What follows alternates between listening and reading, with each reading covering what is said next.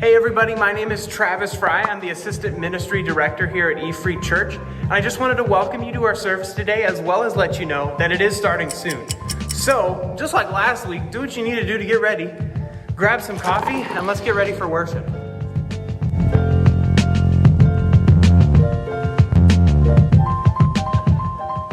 morning.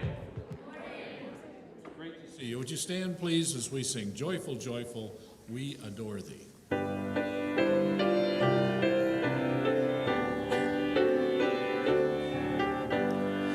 Joyful, joyful, we adore thee, God of glory, Lord of love. Hearts unfold like flowers before thee, opening to the sun above.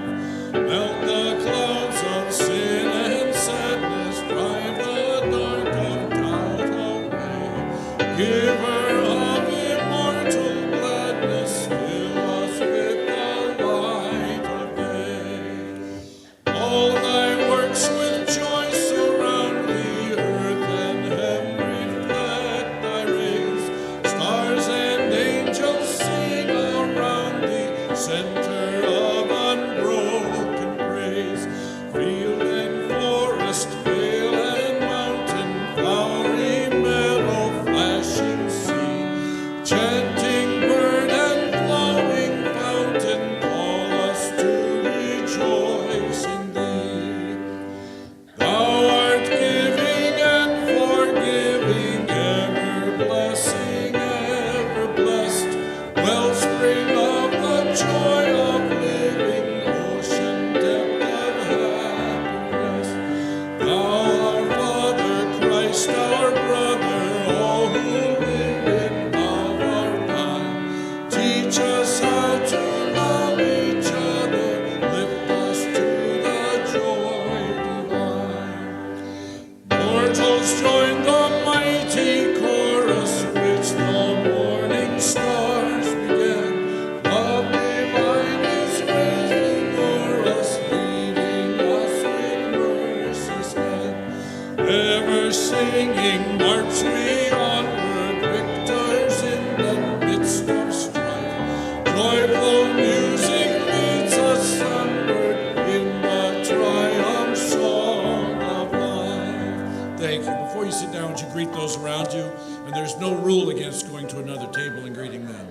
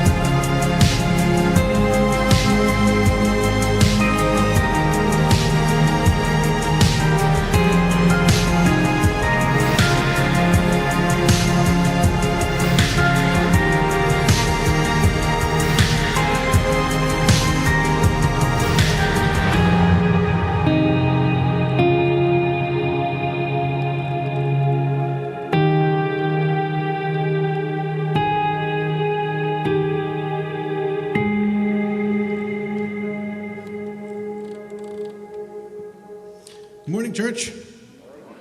Welcome, and welcome to our online church community. We are live streaming for the first time this morning, so our online church community is worshiping with us this morning, so that's pretty cool, so welcome them.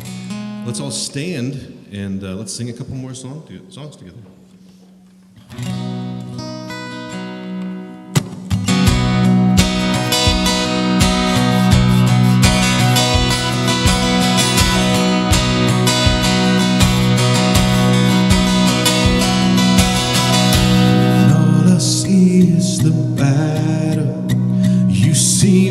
victory.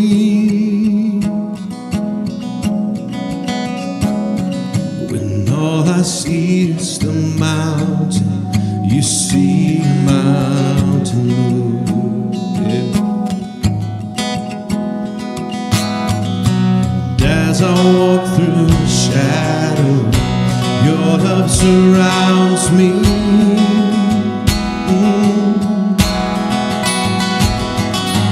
There is nothing to fear now, for I am safe with you. So when I fight on my knees, with my hands lifted high. Oh God, the battle belongs to you, and every fear I lay at your feet. I'll sing through the night. Oh God, the battle belongs to you.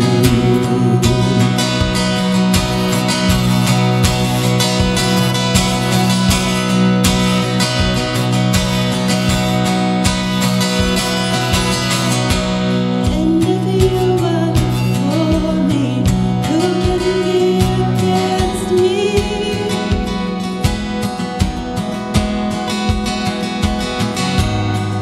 For Jesus, there's nothing impossible for you.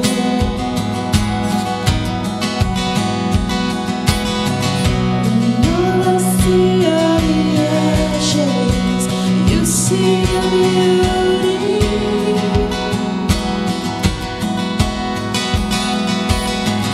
When all I see is a cross, God, you see the empty tomb. So when I fight on my knees, with my hands lifted high, oh God, the battle belongs to you, and every fear I lay at your feet. I'll sing through the night. Oh God, the battle belongs to you. Yeah. And our mighty fortress, you go before us. Nothing can stand against the power of our God. You shine in the shadows, you win every battle. Nothing can stand against the power of our God. With our mighty fortress, you go before us. Nothing can stand against the power of our God. You shine in the shadows, you win every battle. Nothing can stand against the power of our God. When I fight on my knees, with my hands lifted high. Oh God, the battle belongs to you, and every fear I lay at your feet. I'll sing through the night. Oh God, the battle belongs to you. Yeah. Oh God, the battle belongs to you. Yes. Oh God, the battle belongs to you. Yeah. Amen, amen.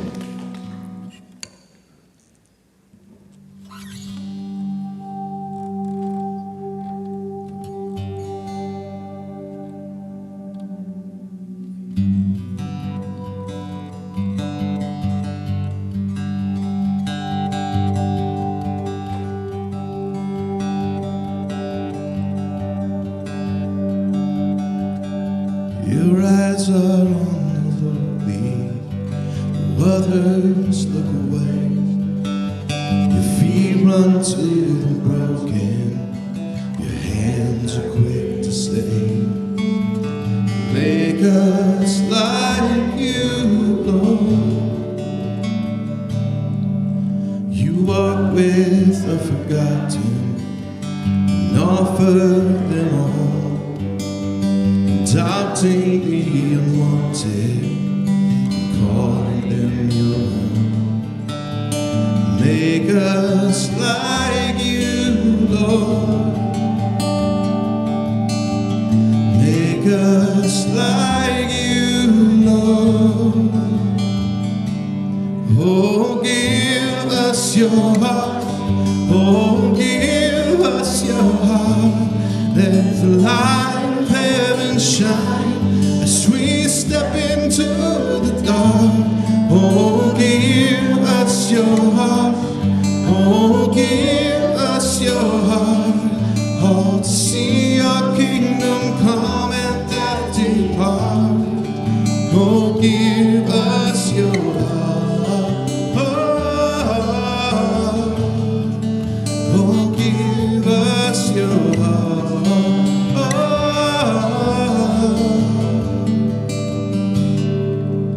You walk with the forgotten and offer them all, adopting the unwanted, calling them your own.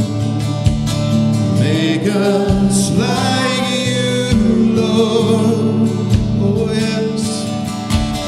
Make us like you, Lord. Oh, give us your heart. Oh, give us your heart. Let the light of heaven shine as we step into the dark. Oh, give us your heart. Oh, give us your heart. Oh, to see your kingdom come and death depart. Yes. Oh, give us your heart. Oh, give us your heart.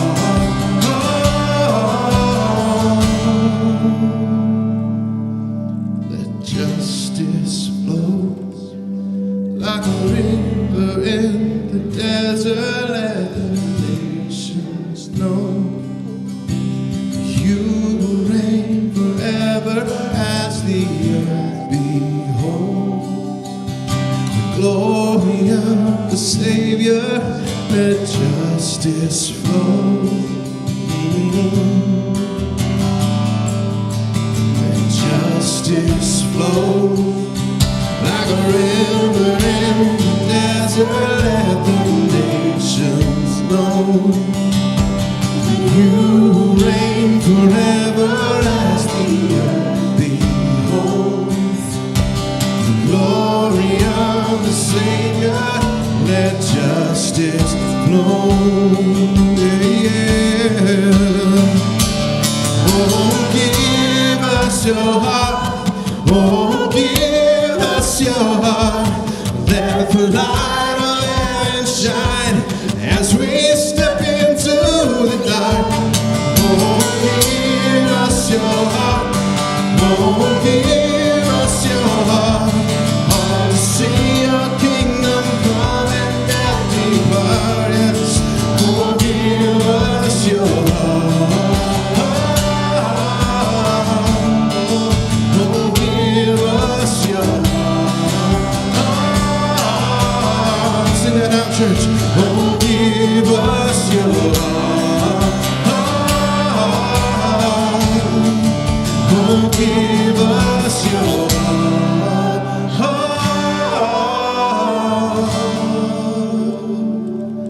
Pray with me.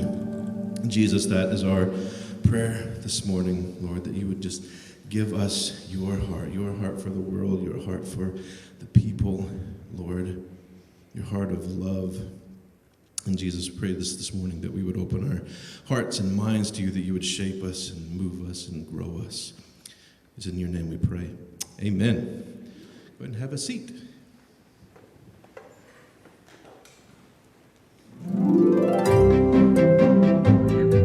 Hey friends, I'm Dawn Summers and I'm the Director of Children's Ministries here at EFC. And my name is Andy Juvenile and I'm the Director of Youth Ministries here at EFC. And today we are here to talk to you about Family Dedication Day, which is going to be on Father's Day, June 19th at both of our services, 9 a.m. and 10:30. And you may be asking, what in the world is family dedication?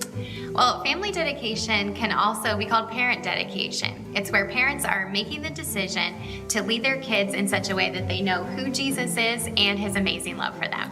Now, this may sound like a tall order, but as a church, we are committed to link arms with our families and walk with them as they lead their kids. So if you're a family with young children ages birth through age 5, we invite you to participate in a family dedication service on Sunday, June 19th. This ceremony will be similar to a wedding where the parents will be able to give grace-filled commitments to love and lead their kids to follow Jesus. The church will also have a part to play in this as we commit to encourage and equip families along the way. So if you have any questions at all or you'd like to sign up, you can email Andy and I at office.admin@efreebn.org. So we hope to see you on Sunday, June 19th for Family Dedication Day here at EFC. Thanks. See ya! Well, good morning, church. Good to see you all here today, and thanks for doing tables. We had the best one yet this morning, and before I jump into that, today's kind of a unique day for us. This is actually the first time that we're actually live streaming. And so not only are we meeting here locally, but our folks from the United Kingdom, in England, and in Arizona, as well as the Chicago area, Connecticut, all kinds of people from all over are here. And there's about, I'm going to guess like a 20-second, 30-second delay is what I'm kind of guessing. Laura's typically our host. Some of you have been on that before. And part of that, this is going to actually free us up to begin to produce more digital content. And that's one of the things that we've been talking about as a staff. I'll talk more about that in the future. But here's what I thought would be kind of fun. Is real quick, what I want us to do is we'll use that camera right there. Is that right? So this middle camera. On 3, I want everybody to turn around, face the middle camera. And on 3, I want everybody to say, hello, church, okay? And you can wave and act crazy. This is your chance to get a little crazy, okay? So on 3, 1, 2, 3. Hello, church! Yeah! So good to have you. And today's a special day because we're actually going to pop out of our Ecclesia series. We're going to jump into that next week again. But we talk about a value. If you're newer here to E-Free or you've been here for a while, there's just different values. You know, we are values like we desire to be more about presence than we do about the presentation. You know, we want you to experience God. We want to not focus so much on the stage and who's on the stage. We want to really make more of Jesus. We want to become more diverse ethnicity-wise. It's a growing thing in our own area, Bloomington Normal, this country. And again, we see the biblical inclination to head towards that as we see this beautiful picture in Revelation when it comes to all tribes, all ethnos, all people groups being together and worshiping together. And again, yet the reality is in America, and in many parts of the West, it is still the most segregated hour, so to speak, on Sunday mornings. And we've got to change that for part of the reason we're talking about today. Another value is we desire to be multi-generational. We desire to be multi-generational, intergenerational, for the same reasons. And again, you're going to see these verses that really speak a lot. They speak a lot to me, and I hope they speak a lot to you as well as those of you who are watching online right now. Some of these verses we're going to take a look at today. But here's the other thing. You're going to actually do more work today than I've ever asked you to do before. Are you ready? And all you I know 40% of you are introverts. You're like, I can't believe I'm doing this, and I'm going to even have you do more talking. I hope to be about 50-50. There's going to be 3 sets of questions. I'm going to give you about 5 minutes as a table to discuss them, and I'm going to ask for feedback from the tables, and so I'm going to even run around the microphone, which is going to make it really hard for Derek on the live stream, and that might be difficult, and that's okay, as we work this all out. But I'm going to have you give a little feedback so we can all learn from each other. One of the values I have is I think we have a lot more to learn from each other, okay? And we'll talk about that today as well. So here's what I want to do.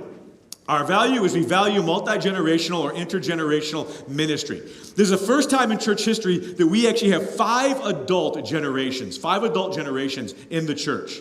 And some of these are like the builders, okay? The builders are anybody who, and I'm going to have you actually raise your hands. How many of you are builders? You were born between 1920 and 1945. Any builders in here? Please raise your hand, please. Raise them proudly. Eileen, yep, Norma. We have a few builders back there. I always give them a round of applause, actually, yeah.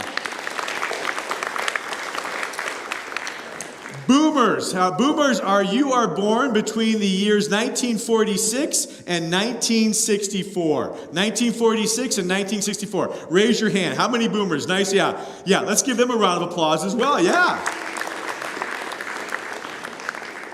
The Busters, Generation X, that's mine, 1965 to 1980. Between 1965 and 1980. Raise your hands. A whole bunch, actually more than first service, okay? Good, good. Go ahead and give them a round of applause, too. Yeah, everybody gets a medal today. Everybody gets a medal today. Quickly, the millennials. The millennials are 1981 to 1996. Again, 1981 to 1996. Millennials, raise your hand. Oh, actually, quite a few. Yeah, give them a round of applause. Yep. And then lastly, we got some Gen Zs in here, 1997 to 2012. Raise your hands. Come on, yeah. All right. And some of you, I'm going to move to different tables, okay? Because you're going to have some discussions. Builders. They're known as the builders. Why? They're also known as the greatest generation out of World War II. Lots of advancement, lots of everything from economic to prosperity to stability all around the world. So there's a reason they're called builders. The next one were called the boomers, okay? The boomers, I've already mentioned. And they were called boomers why? Anybody remember? Baby boom. From what? From the war, yeah. I mean, we're all adults in here for the most part. So, I mean, the soldiers were happy to be back home, and the wives and getting married, they were happy. So this huge boom. I think it's like 73 million boomers in our country. The next one are called the busters, okay, the busters. And let me go back to the boomers real quick, too. The boomers are also, you see the economic growth. You see prosperity grow like unlike anything before. Just to give you an idea, my dad's house in Des Plaines, when he bought it in 1969, was $29,000. $29,000. When he sold it, suburb of Chicago, in 1999, actually his wife of 8 months sold it, just 30 years later, it was worth $340,000. You imagine the house that you bought 10, 15 years ago, not doubling, not tripling, Mark, but by 10 times. Unlike any other boom, I mean, the economic boom, that's all changed. The next one, the busters, was called busting because the boom stopped. And part of it, busters, we're a generation that all of a sudden, all the prosperity, everything began to change with the busters. We're defined by things like, not things getting better, but the Challenger explosion. Remember that? We're defined also by Columbine and gun violence. The first generation, which we're told that, and in reality, that the prosperity is going to stabilize and even get less for us economically. More social ills begin to grow, but they especially grow with the millennials. And the millennials now, all of a sudden, clearly, there's not the economic aspect of what it was for the builders and the boomers, and even for my generation, the Xers. It is far more difficult. Simple thing is, if you just look at the inflationary rate of cost, not just recently, I know it's a big deal right now. I'm not sure if it's a big deal, I think it is in Europe as well, but especially here in the States. It's a big deal. But again, you have to look at overall trends of the decades. That if you look at things like healthcare costs, secondary education costs, they are exponential versus the daily wage remaining pretty constant and only raising a little bit. In other words, the dollar's worth far less. So for those of us who complain about youngers not getting their get together sooner, it's really hard. It's a lot harder, realistically and in reality. Gen Zs, and again, we're talking about, this is the first generation too. All of this, technology is impacted. These are the first ones, Gen Z, millennials, who have really grown up with the technology of the internet. Everything being at their fingertips, instant. We're doing live church. People from around the world are watching us right now. That's the positive. The negative is, if there's a war in Europe, if there's a shooting, if there's whatever's going on, that in many ways can create all kinds of stress and anxiety instantaneously. I'm just covering the surface here. And by far, this generation is going to have some of the most difficult, yet I see some promise with the younger generation. So figure out which ones you're in, okay? What's your category? I think I've already gone through those enough, and all of that, millennials, so you kind of know where you're at, and value send it, okay? Now here's the issue. Part of it in our culture, because of marketing and because of business and because of organizational things that have happened over these last few decades, we've created these niche. And so marketers have learned how to niche. And everything now, is geared towards the younger. As a matter of fact, it's kind of, you would think the church, when we say multi-generational church, intergenerational church, just look around this room. We are pretty, by nature and default, multi-generational. But here's one of the big problems we have. When was the last time you sat in a circle and really talked to anybody from a different generation?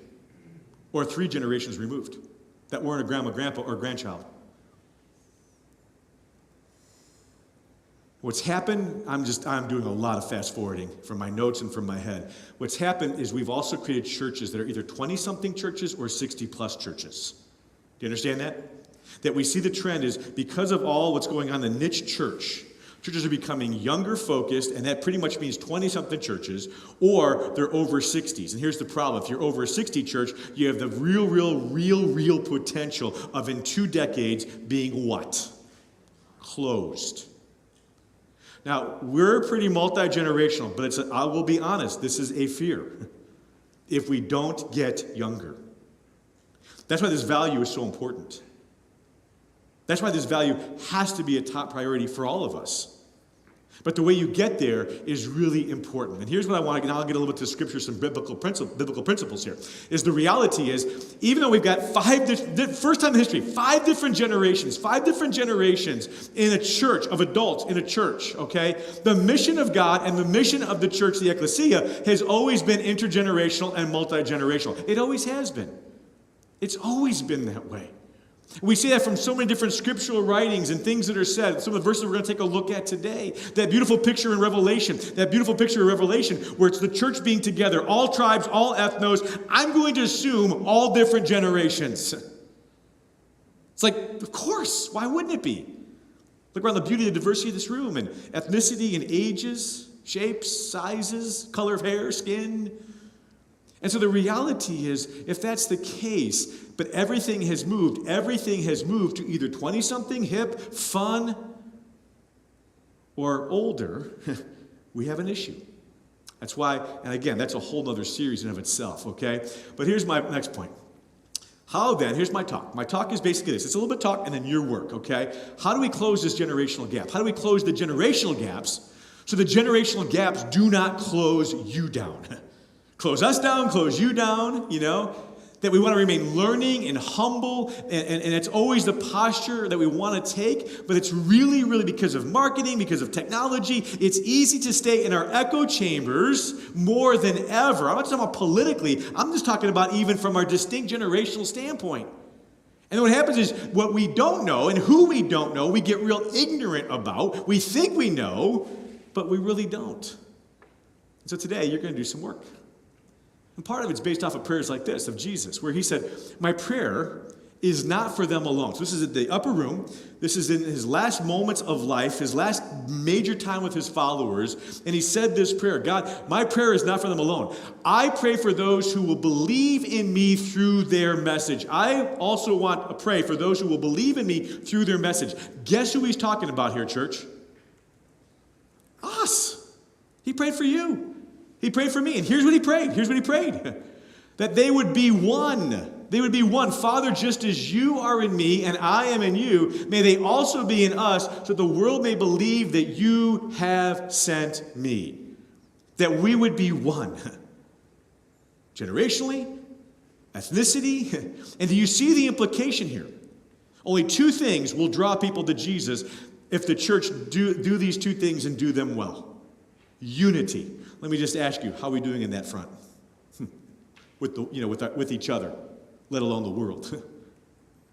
And the reality is when we have unity, okay, that the reality is the world will believe. And I think that's more true today than it ever has been. In a world of polarization, in a culture of polarization, and echo chambers and pointing fingers, when communities get together, and I think the church is meant to be counterculture. When it's supposed to be counterculture, when it does its hard work of love and unity, my gosh, people go, what in the world? What are they doing? And they'll see Jesus. And so, here's your part, okay? Here's your part. What I want you to do is I'm going to have to, let's see here. Andy, you're the only, all these are Gen Zs, aren't they? We're going to have our own Gen Z table, yeah. Okay. No, I'm actually thinking about this really quick. I want to take a real look. How would they feel if they could pair up in 2s and 3s and bring their chairs to some other tables for reference? Perfect. Let's do that. Is there any other table that needs a little bit more mixing and matching? You're looking around saying, oh, yeah, over back there. Oh, yeah, okay, back there. So I'm going to ask Mary Ellen and Darren. Daryl and Mary Ellen. Can you guys move with that back table over there? Just bring your chairs. I promise your personal stuff can stay there. Would you move to that table over there? Because we don't get unity by staying in rows. Over there, we've got some young, good. Yeah, that over there, Mary. Yeah, bring your chairs. You guys make room. They won't bite, I promise. And this is kind of a younger, they'll mark your balding. You're a little, no, John's here. Oh, we're good to go. We're good to go over here. All right, so here's, how to offend church people, 101. Okay, so here's your question. Here's what I want you to do. I want you to actually do the second question first, okay? The second question is, what is a positive of your generation? What is a positive? So you're going to do feedback. Introduce yourselves if you don't know each other. What is a positive of your generation? And what would you say is a negative? And those in the digital world, the digital church, Laura will lead that. I'm going to jump on my computer. That's why I got 2 computers here too. And have that same discussion. If you have time, go to the second question. Why do you think there appears to be more generational gaps than before amongst the generations? And I will give you a hint. There's a couple of pieces of paper that might help you. Ready, set, go.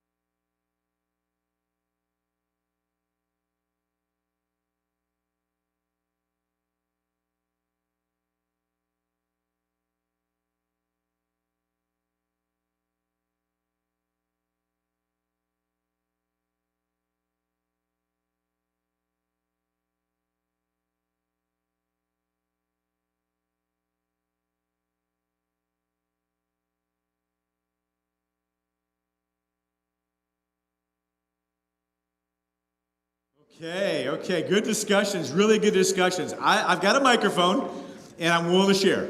And those of you online, you're going to see me maybe come off the screen because I don't think our cameras have enough movement. And what we're going to do is just have a few people just share in a brief way, but a couple of takeaways. Just a couple of takeaways. Just observations. You can answer the question, the generational gaps, positives about your generation, what you've learned from another generation. Anybody?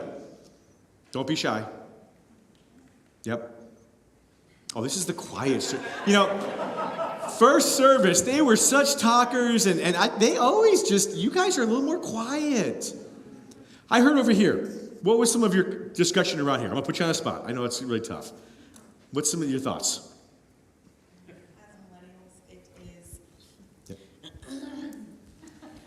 As a millennial, I find it really hard because it's like the generations before us, we were stuck in that in-between of traditional and what is not right, what is blatantly not right, yes. Whatever that may be.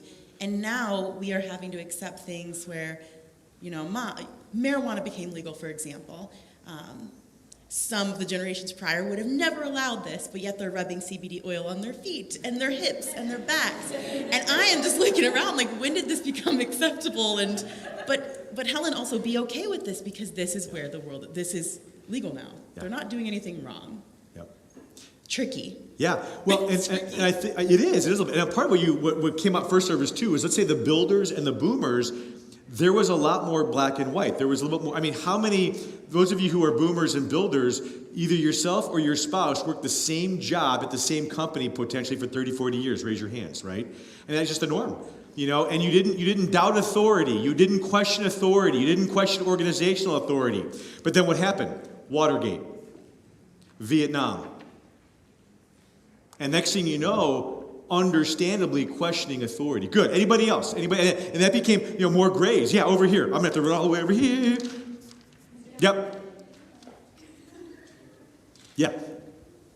So we realized that, there's a pretty large communication difference in generations. Absolutely. Between millennials using phones and living on our phones versus letters and emails. Just like you could see the difference of communication tools and communication skills even as well. So I think that caused a great chasm between generations on how we talk to each other and integrate with each other because yeah. It's a great observation, Joel. Great observation. Absolutely. So if you heard Joel there, the observation is that the way we communicate, I gave you a couple of cheat sheets, by the way, too. And if you look at the different modes of communication, I understood. At first I didn't. My dad was a boomer, and everything was either done by letter, formal, and paper when he was an Allstate insurance salesman.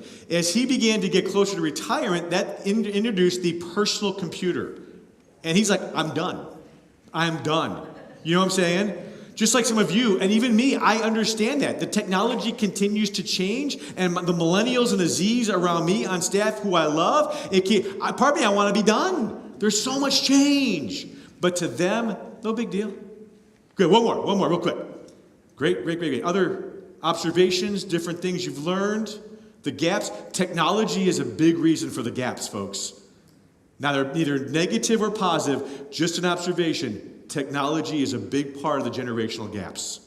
I would also say because of technology, that's also why there's a huge difference in some of the generational stuff. The builders and the boomers, you had more margin. You had more downtime. If you grew up in the rural or urban settings, you kind of stayed together. Your family stayed together. Technology has changed that. You get instant of wars, atrocities, school shootings, and so the stress level, the anxiety, it doesn't surprise me that mental health is a major issue today. Also loneliness for older people. When their family, I had a lady sitting right here in this chair in first service, and her big deal is that her thing was the automobile changed everything. And I asked why, I probed in front of everybody, and she said, my family is all over the country, I'm all alone. It's huge. So here's what we got to do. The action step, okay, I'm going to give you a step, is simply you got to engage, because here's what we even do. This is what we do in churches. This is why I'm not for remaining young, and I know we do part of it. Our children, there's a place for that. Our youth. Thank you, Andy, for bringing the youth in here, because I think we have to do more of this. Because even in church world, we're set up to we create the generational gaps, dare I say. And we're going to have to work against it. You have to be intentional. You can't be unified if you don't even engage. How can you be unified? How can you have unity if you don't even... So engage others. And so part of that is just starting a discussion. You can't engage if you're in rows. Welcome to the table world, folks. It's here to stay. Doesn't mean we're not going to do rows periodically. Doesn't mean we're not going to do tables. But I'm going to be doing more and more as long as we can hold it. Because to me, this is really, really valuable. Okay? Let me go on. Jesus said this. My children, I will be with you just a little bit longer. You will look for me as I told you.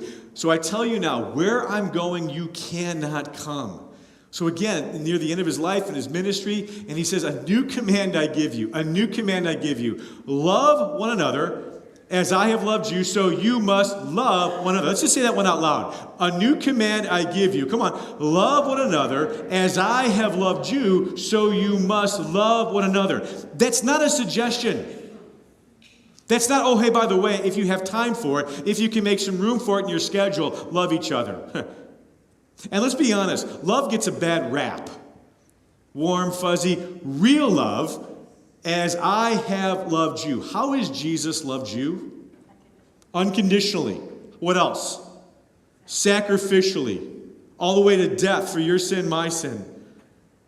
Putting others above himself. He valued others. He empathized. That takes hard work. It's easy to create echo chambers by fear. And people all over this country are being played. And they're being fear-driven because fear raises money. The real work is love and unity.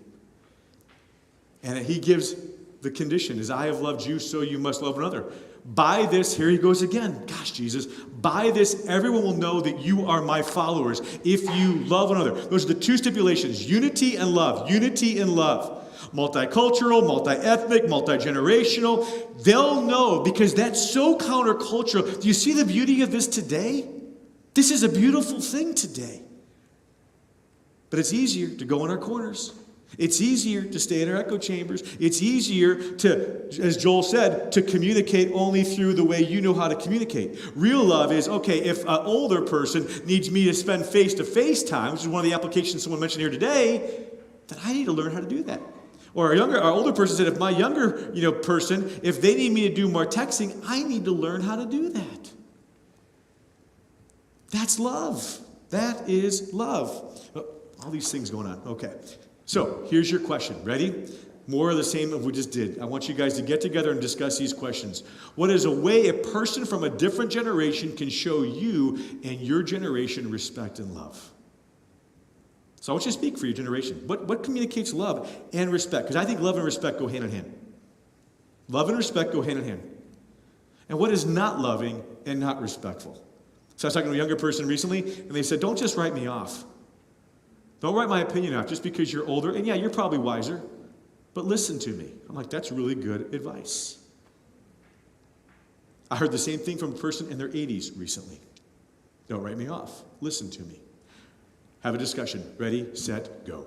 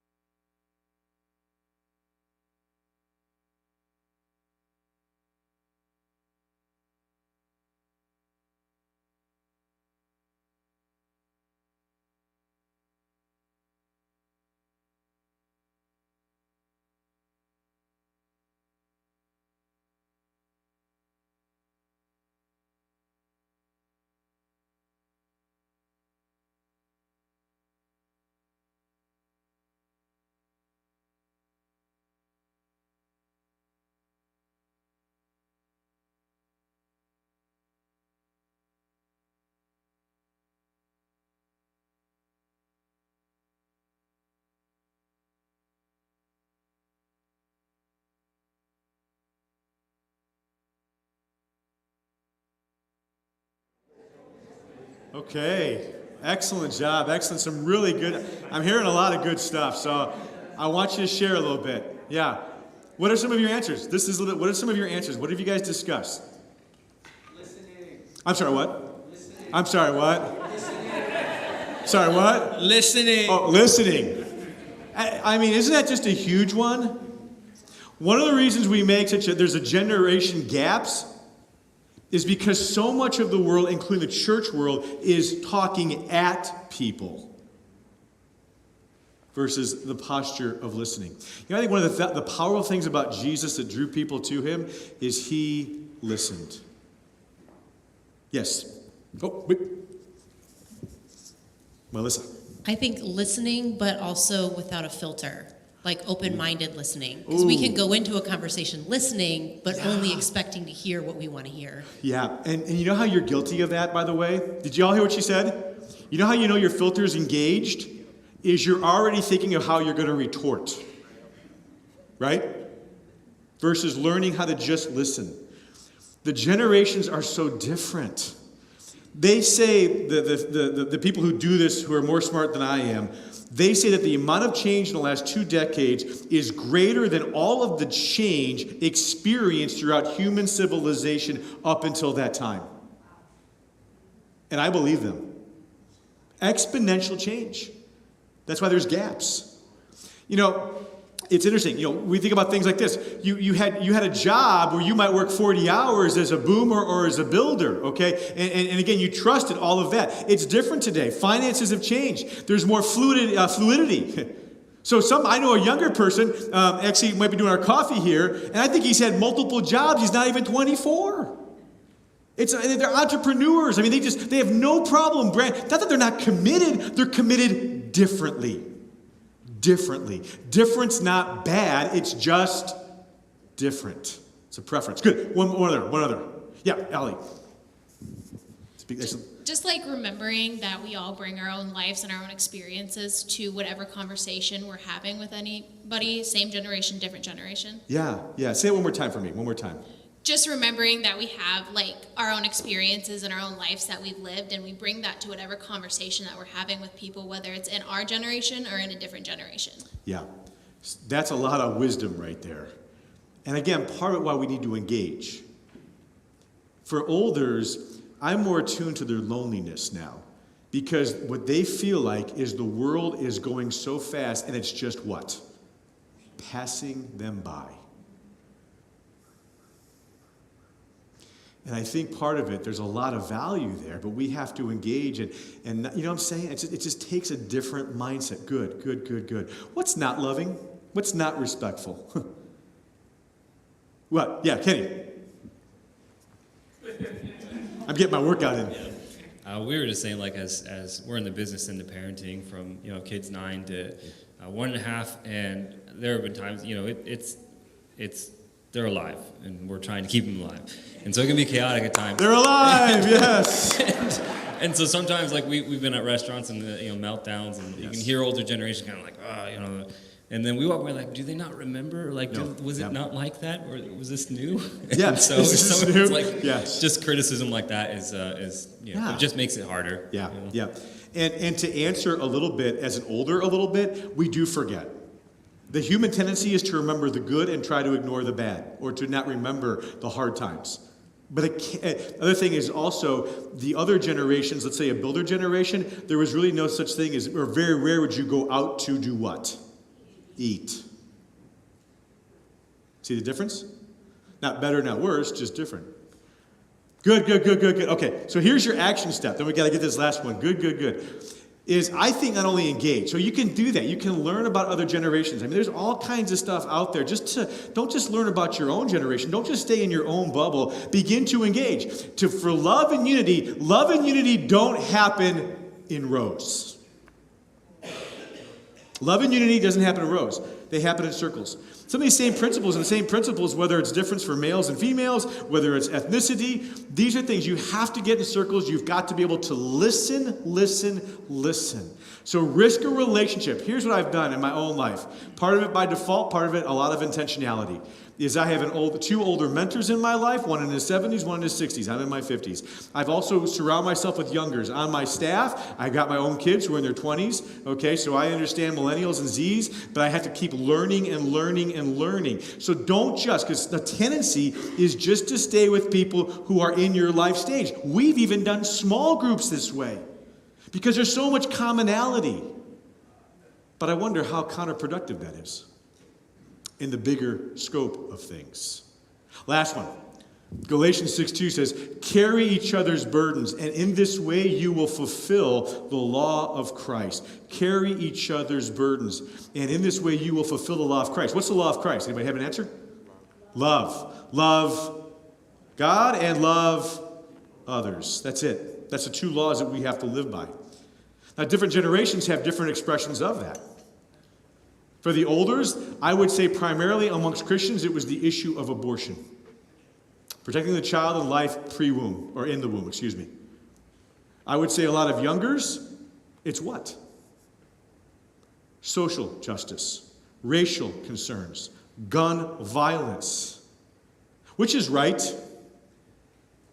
Depends on your generation, right? What if they're both right? What if that takes a little bit more gray and fluidity to recognize some differences there? You know, and so here's my point in all this one. Carry each other's burdens.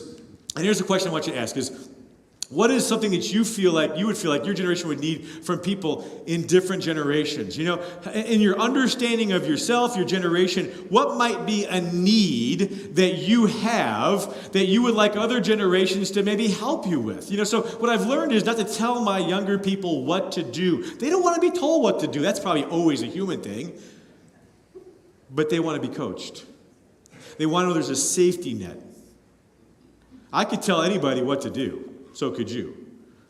But I've learned, okay, how do I sit back? And so I need, what do you need? I need affirmation from elders. Some of the people who've been faithful. I'll be doing a funeral of one of our past pastors here. Ted Lloyd just passed away. And he was here, pastor for 5 years. I've always had good conversations with him. And one of the things I've always appreciated, he's always said, Rick, good job. Rick, good job. That means something to me from someone older to someone younger like me. And I've recognized I need to do that with youngers as well. So, have a conversation, and what are some practical things we can do as a church in order to bridge the generational gaps? Ready, set, go. Discuss.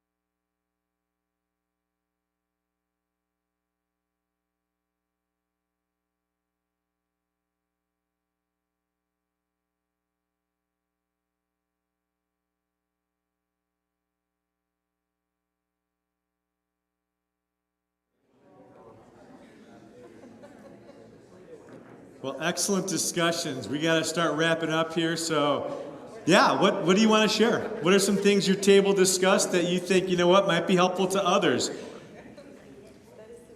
Yeah, anybody? Don't be shy. Yeah. Who wants to? Please, don't be shy. Go ahead. Or, yep.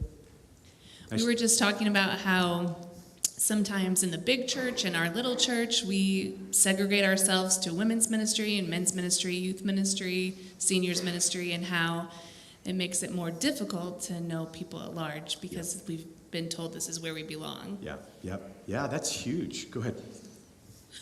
Please. Oh, I think for my generation, I'm a baby boomer, it's just getting comfortable with technology, even understanding it, and to be comfortable enough to say to people, I don't really know what to do. What is it? How am I supposed to respond to this? Because I don't know what to do. Yeah. And that's a humbling thing. You know, I'm at that stage too where, you know, someone will come and these youngers will talk about doing this and this, and I'm trying to can you go back to step 1? They're already on step 6 from a technology, and I can't follow along. Yeah, Eric.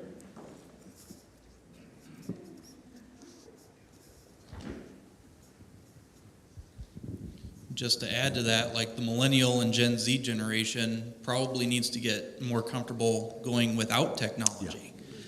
We were talking about how like we almost get anxiety without having our phone next to us. You know, I was going out for a walk and I was like, oh man, it's been like 30 minutes without my phone. What am I doing? I think I left it back at the apartment, but I'm not sure. And so we need to be more comfortable with engaging with people without the use of technology, doing this in person, face to face. What is that? Yep. Good stuff. How about one more? Of course, it's going to be on the other side of the room. Yep. Hi, digital world. Okay. Just to compliment the church, we were talking about how technology is important for one generation and keeping old things around for the older generation. And this church is doing a good job because technology, they've really expanded, and yet they keep that hymn or they keep the choir once in a while. And of course, we want more of everything, but we're just appreciative that we have this at the church. Yeah. What Darla's talking about, thank you for recognizing that too. I mean, that's why we do a traditional hymn. We still have the choir that will perform monthly, children's choir, and those are all intentional because we truly desire to be more multi-generational. 5 generations as adults in a church. And they each have a generation gap, and then each of the gaps has another gap on top of that. And it's more difficult than ever, but I think it can be beautiful and countercultural if we at least attempt versus segregate everybody in their little corners. Now, there's a place for that, but have we gone overboard? One more. You're doing great. Yeah, Gabriel, okay. Of course it's on the other side. Hi again. Okay. I think one positive thing that technology does is the past few years, maybe 2 years, to be precise, the COVID episode. Microphone. The COVID episode. If not because of technology, we were missing out so very much. But technology made it possible for us to meet, even though we're not meeting physically, in person in church. We were doing things. Yes. And if not technology, I don't know how things would have gone. Yep. Yeah, though it has a negative and a positive, that's what we keep finding is it's not necessarily evil or bad and good. It's just depending on how you use it, and there's strengths and there's weaknesses. There's 20 some odd people online right now, or 20 some odd computers online, right now. There's people watching from all over right now. That's a positive. Here's another positive. I was on a walk with Abby, my daughter, and remember that one guy that we saw in our neighborhood? He said, hey, Rick, you used to go to this church years ago. I haven't seen him in years and years pre-pandemic. And maybe he's even watching. And he said, hey, congratulations on 25. And I'm like, oh, how did you hear about that? Oh, I tune in and watch. Really? And then he goes on to tell me, I asked him how he's really doing. He goes on to tell me that he's got some things going on in his life. And I'm like, dude, reach out to me. Technology can be a positive. There was a couple here, Dave and Kathy Anderson. They were right here, first service, and they do a Zoom call. Their kids, because of technology, their kids live in all different parts of the country. They're millennials. And they do a Zoom call on every, I think it's Sunday afternoon or Sunday evening, I forgot. What a wonderful thing. But when you're so hooked to your phone that you don't even know how to converse with people eyeball to eyeball, or if you have anxiety, or you're constantly, here's the thing I've had to learn. It's addicting. And you're bombarded with stressful things. They want you to be bombarded with stressful things. Ever since I registered as an independent politically, I get emails and texts. How do they get my phone? Apparently Nancy Pelosi texts Rick Wagner, as well as Darren Bailey. And it's always the same thing. The other side is the devil. I'm the only one standing in the middle. And oh, by the way, can you spare $25? We're being played, people. I wish Christians were smarter. We're being played. Both sides. Well, it's just one side. No, it's both sides. Anyhow, that's a different discussion. Has this been helpful? Okay, here's what we're going to do. You're like, yeah, whatever. All right, here's a practical way as a church. We talked about some practical things. I'm going to give you a really easy one, okay? It's Summer Scoops. How many of you have signed up for Summer Scoops, okay? Where you're going to get, I know you already know the sign up. See, here's the deal. You've got a physical piece of paper, and for those of you who are 40 or younger, there's this thing called the QR code. QR code. All you got to do is take your phone with the camera, and it will go goes right to the sign up. Your biggest discussion, we're going to pair you up. Here's what we're going to tell you now. You didn't know this before, but we now are going to do it this way. We're going to pair you up intergenerational just hookups. That didn't come out right, hookups.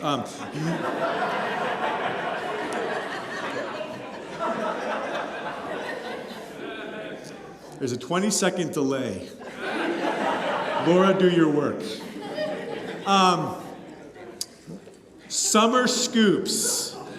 We're going to provide questions for your meetings, but we want to do it intergenerationally. And we'll even have questions. Your hardest question will be, where do you want to go for ice cream? Oberweis or Carl's? Dairy Queen or, fill in the blank? I mean, and I tell you, you can't do love and unity in rows. You don't do love and unity at events like services. You have to do it around circles. This is a step, I think, and we think, in the right direction. Thank you for participating. There's some sheets here, a couple things. If you want to take them, please. I don't want to pick them up. Sign up for the Summer Scoop. There's also some stuff on generations that just give you a little bit of just help you understand. Take some of those. I've got some more up here. I'm glad to give those out. I can provide those online for our digital folks as well. Please, please, please consider signing up. All you got to do is get with people, have some ice cream, ask some questions. I think you're going to love it, just like so many of you enjoyed here this morning. And thank you for being willing to experiment with me on this. Next week, we return to our Ecclesia.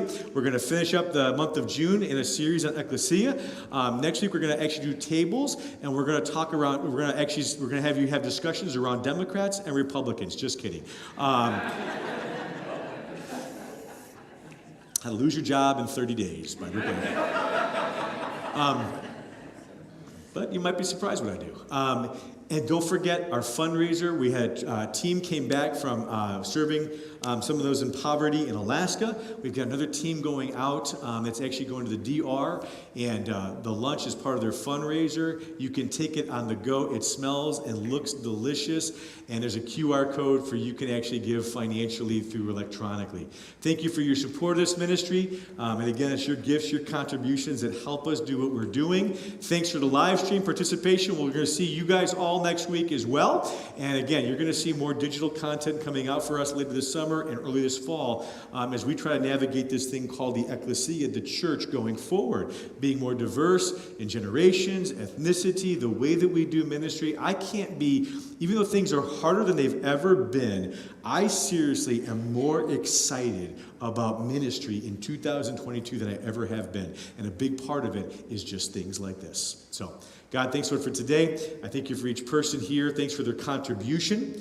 We are the church, pastors, worship teams, buildings, events. These are not the church. The church are people who simply follow you, Jesus. Help us to take serious your command to love each other the way you have loved us. In our marriages, our family, in the church family, in people of different skin color as well as in different generations. It's not an option. Forgive us for falling into the temptation of mimicking the world in so many ways that I and we fall short on this. Father, help us to be unified. It doesn't mean that we don't disagree. It doesn't mean that we don't have different perspectives. It means that we can still be unified on you, Jesus, and your mission, and yet how that is accomplished, it's already being done so differently through the generations. And as somebody who's becoming more and more old, I pray that you help me build into the youngers who understand their culture, their milieu better, and my role is to support, to encourage, to finance, to cheerlead, and to give wisdom when needed. Help us to be learners. People who continue to grow in our faith. Help us to be humble. We pray all this for your honor, Jesus. And it's in his name we pray. The whole church said, Amen. God bless you all. Hope you got a pool pass. You're going to need it this week. You are dismissed.